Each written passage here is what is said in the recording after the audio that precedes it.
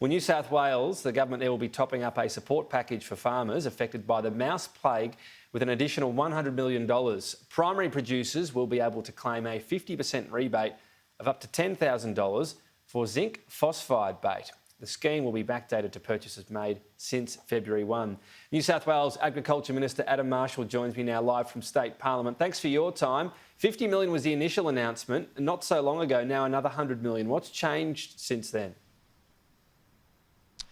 I guess the tripling of the support that we're announcing today is reflective of the new advice that keeps coming in on a regular basis from the Centre for Invasive Species, the CSIRO, the Department of Primary Industries, and that is that despite the cold snap and the baiting programs that are being undertaken across the state, the harsh reality is that this mice plague may well be with us throughout winter into spring and may well be still with us early into 2022. So we're making this announcement today to try and get ahead of that, to ameliorate or reduce, defray some of those significant costs that are being borne by primary producers, in addition to the help that's already been announced for small businesses and households in rural New South Wales. Zinc phosphide will be in double strength. That's the recommendation to actually kill the mice. Is this double strength brew, if you like, available now in enough quantity, ready for farmers to buy and use? Yeah, it certainly is, and it's been readily available now for almost a month since the state government got that approval through the Commonwealth's APVMA, the Pesticides Veterinary and Medicines Authority, and also we're using a portion of this new package announced today to actually work with producers of zinc phosphide to make sure that we can secure that supply chain for primary producers wherever they are in the state throughout winter and into spring, to make sure that there are no shortages, to make sure that everyone can get enough quantity to make sure they can protect their very valuable crops. And you've got to remember that this is the first big crop that many farmers, particularly in the central west and the west of the state, have had for many, many years post the worst drought in living memory. So we want to make sure that we don't run out of zinc phosphide while we're waiting for bromadiolone to be approved, an even stronger chemical. We're going to support farmers accessing that zinc phosphide and cover some of the cost of them obtaining that as well. Do we know yet what happens for native wildlife if they have this double dose?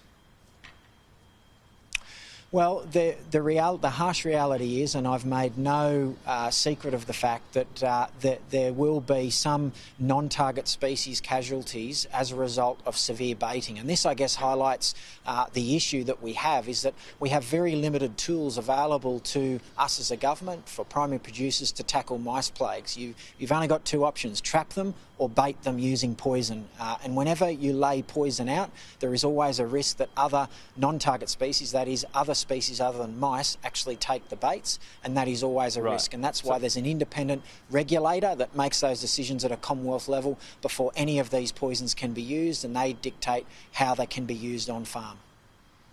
So, but what do we know so far about how many would be killed, let's put it in the blunt language, the native wildlife as a result of this doubling? Can you give us any sort of figures on percentage, what species it will kill and so on? No, I can't I don't have those details to hand, and I'm not aware of those numbers. I'm aware of some anecdotal reports, and this highlights, I guess, the real issue why the government's also investing $2 million to develop a biological control for mice so that we can change the genetic makeup and potentially sterilise in the future female mice so that we don't see mice breed in plague proportions. And that work will be led by the government, the CSIRO and the Centre for Invasive Species, working with universities across Australia, because at the moment the only choice we have to try and knock these mice down that are in plague numbers is to literally lay poison out on the ground. And the harsh reality is that some other species do take those baits, and that's unfortunate, but we have no other choice. We can't allow the mice to run around if there was the approval, eating crops completely unabated.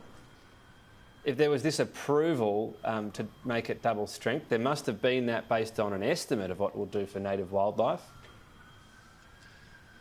Yeah, and that's a matter for the Commonwealth's Australian Pesticides and Veterinary Medicines Authority. The New South Wales Government doesn't approve the use of these chemicals or restrict their use. That's a matter for the APVMA, and they're required under law to make those assessments before granting approval. The state government is the applicant on behalf of the farmers of New South Wales, and the regulator and the police on the beat, if you like, is the APVMA, not the New South Wales Government in this instance. Right, but you wouldn't be totally apathetic to it. It's still your state and your wildlife. You'd surely want to know what it's going to do.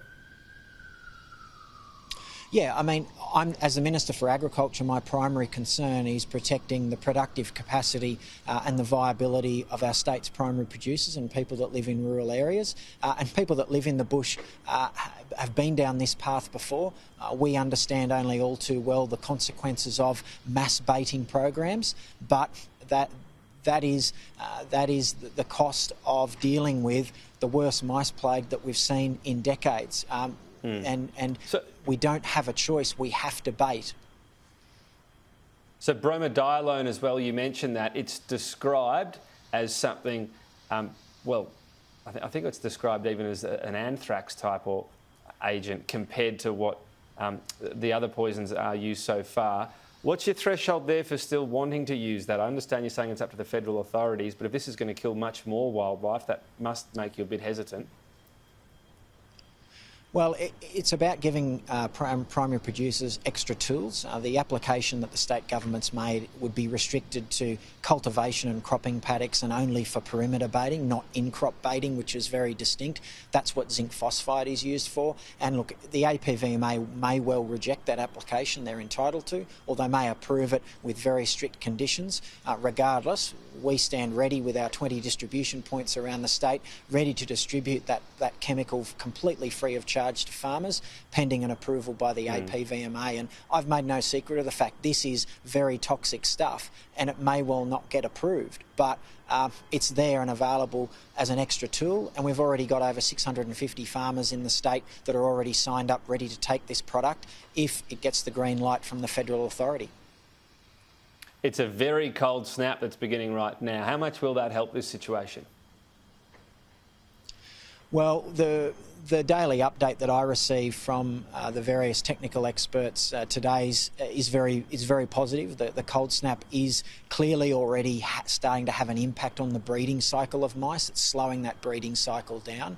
But still, the authorities are cautioning that whilst it might slow the breeding pattern down, it won't eliminate them altogether, and we might be, unfortunately, having to live with these mice in plague proportions for some considerable time yet.